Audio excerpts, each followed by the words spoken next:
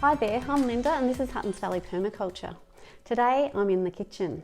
If you grow your own food, you'll find yourself spending a lot of time in the kitchen. When all the food is in abundance out in the garden, or if neighbours have got plenty to share, it's really well worth putting in the time to preserve it or just turning it into food that's ready to be consumed or easy to add as an ingredient into things you're cooking.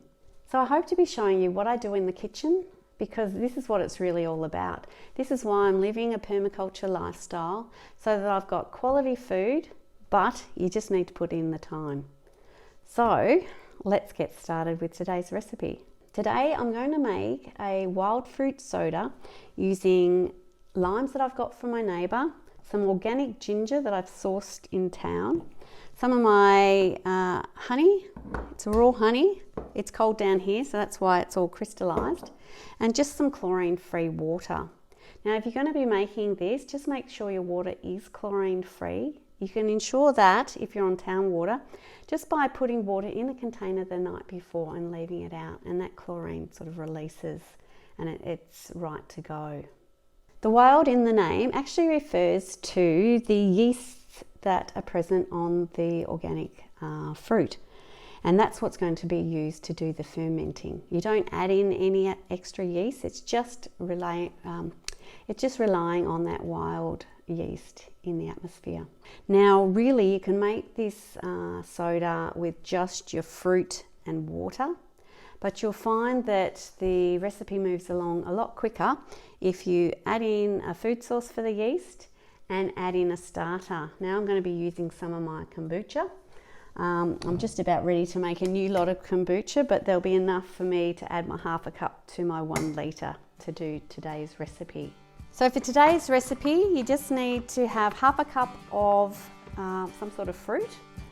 I'm using sliced up lemons and some sliced up ginger. You also need 2 tablespoons of sugar or honey I'm using today. Half a cup of your starter if you're using the starter. And then you add in 1 litre of your chlorine-free water. I'm just going to use it into this jar.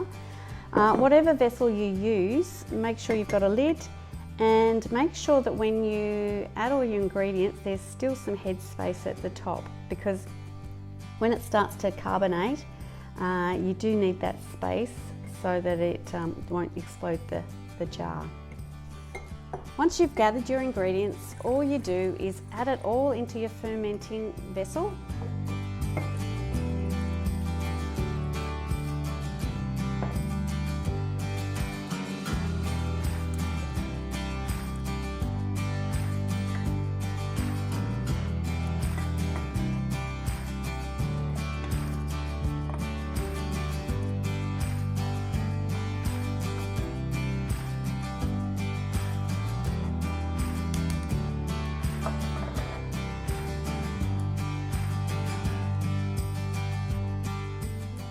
And give it a good stir.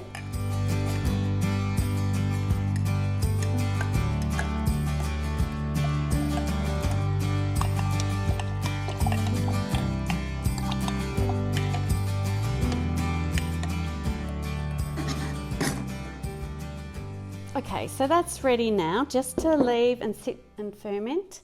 You leave it about 3 to 4 days in a spot that's obvious to you, because you do have to release the lid each day, which releases the excess gases.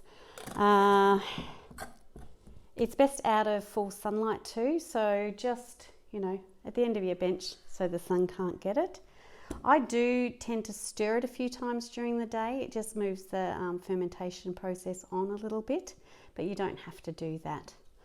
Now, the soda's ready when it becomes fizzy and it's a taste that you like. If you leave it a bit longer, it does get less sweet because the microbes are using up all those extra carbs.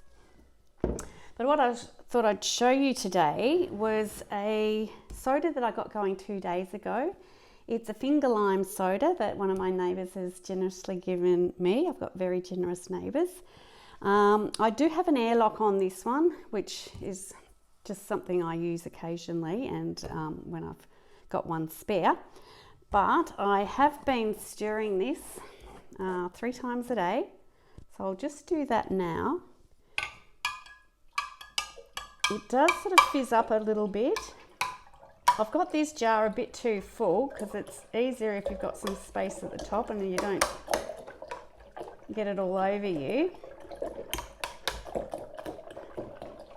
But yeah, this is 2 days in and the fermentation process is just starting on this, as you can see by that fizz right there. Oh, it smells gorgeous.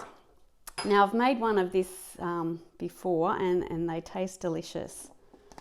Okay, so this is my last bottle of a batch that I made about 6 weeks ago. Generally, I'd recommend you consume it before that because you do risk it exploding.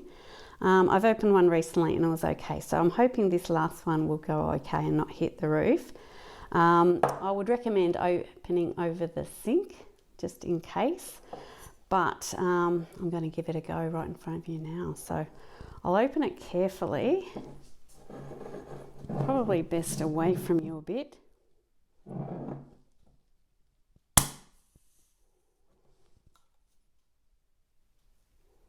And that's quite fizzy. I'll hold the lid on till it sort of calms down. But it will be perfect.